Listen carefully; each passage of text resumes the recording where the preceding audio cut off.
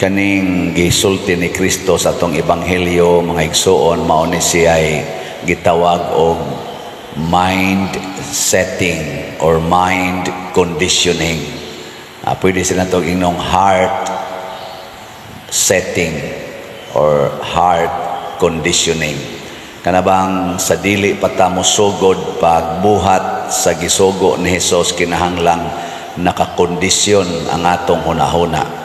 Ug unsa may conditioning sa atong hunahuna nga sa atong pagbuhat sa sugo sa Ginoo nga mao ang paghigugma, pagpasaylo, pagpaubos, pagpangalagad, pagsangyaw sa kamatuoran ug hustisya, pagsangyaw sa ebanghelyo, mao man ni ang atong misyon.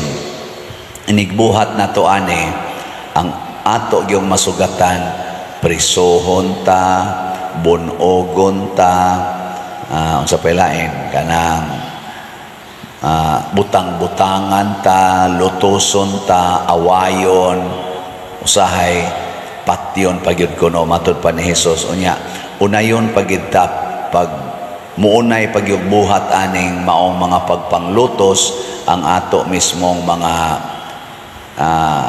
kapamilya, igsuon, amahan, ginikanan, mga suod nga higala. Muunay sa inyong paminaw, nahitabo na ba ni sa inyong kinabuhi? Na ay asawa giunay nagluto sa bana, ang bana giunay gluto sa asawa, ang pari giunay rasag luto sa iyang isig kapari, sa iyang obispo, ang obispo sad gisaway sa mais mga pari, ang Santo Papa usahay maura say muluto sa iyang mga kauban, usahay sad ang Santo Papa sigihan sag saway, i-post pa sa social media, butangan pag sungay-sungay, nangabot na karon. O nganong nahitabo man kay gitag-an na ni Kristo.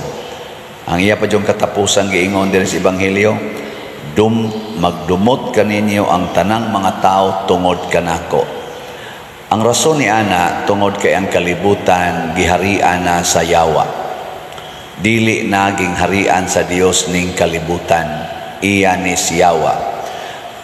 O gunsaon man nato aron nga bisan ang yawa mo'y naghari sa kalibutan, ang kalibutan makapalangit lang gyapon, usa ra gyoy buhaton magantos og magpakamatay ta. Og mao nay atong gipasidunggan karon Red Wednesday nga makat-on unta tang magantos og magpakamatay dinhi sa kalibutan. Di ta mangita dinhi og kalipay nga permanente.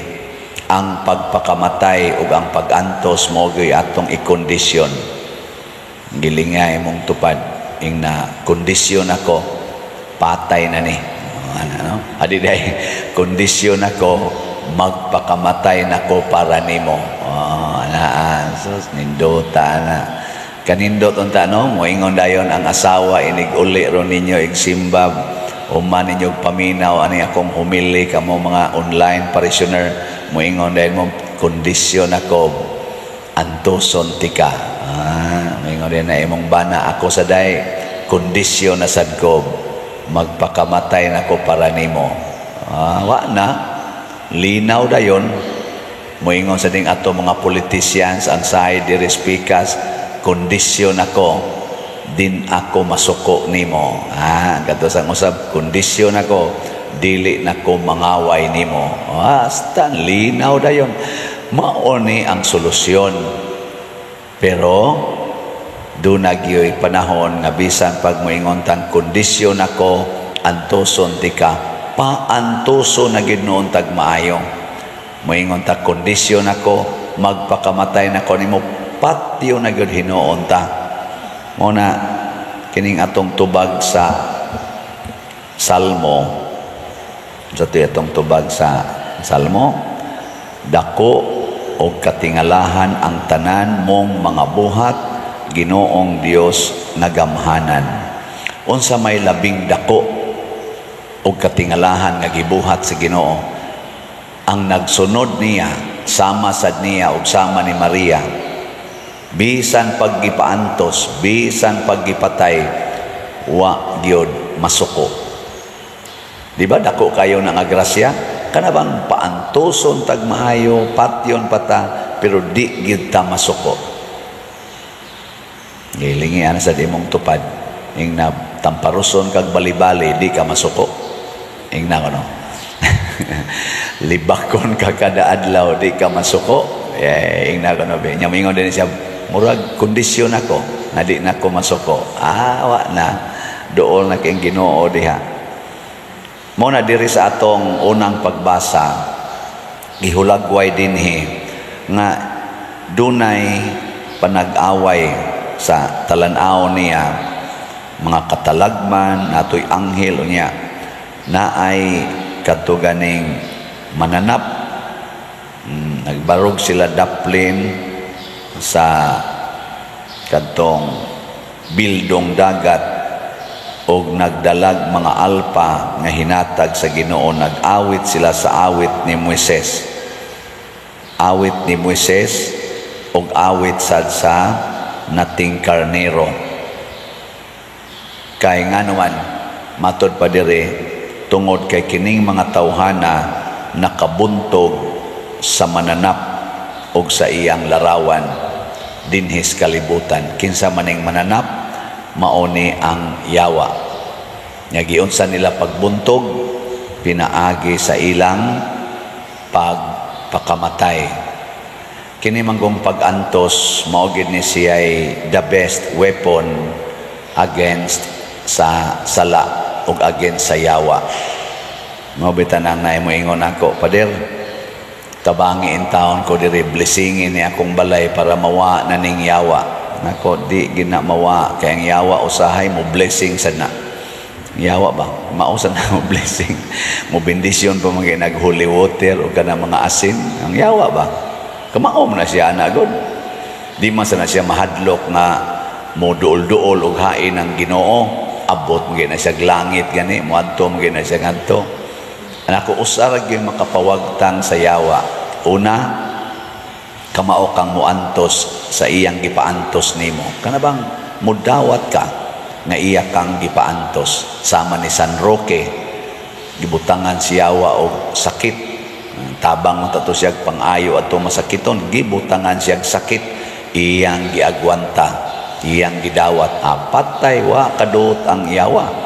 Saint Therese of the Child Jesus, sa iyang pagka-energetic nga magka-madre nga batanon pa kaayo, 19 years old, gibutangan siyawa og sakit nga tuberculosis nga wapay tambal atong panahona.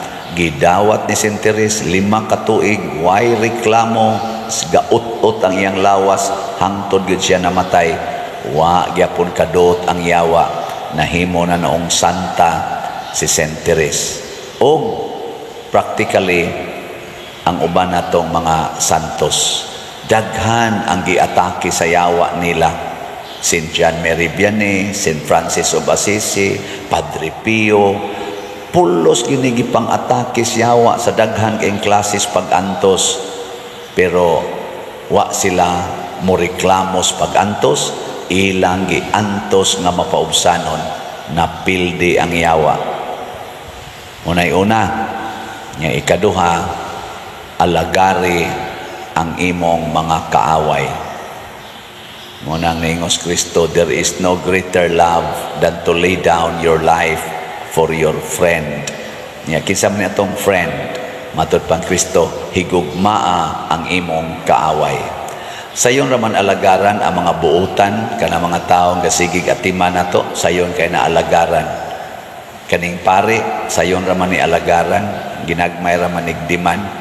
Pero kanang taong nagsigig pangaway nimo, nya mo imong alagaran, porting lisura.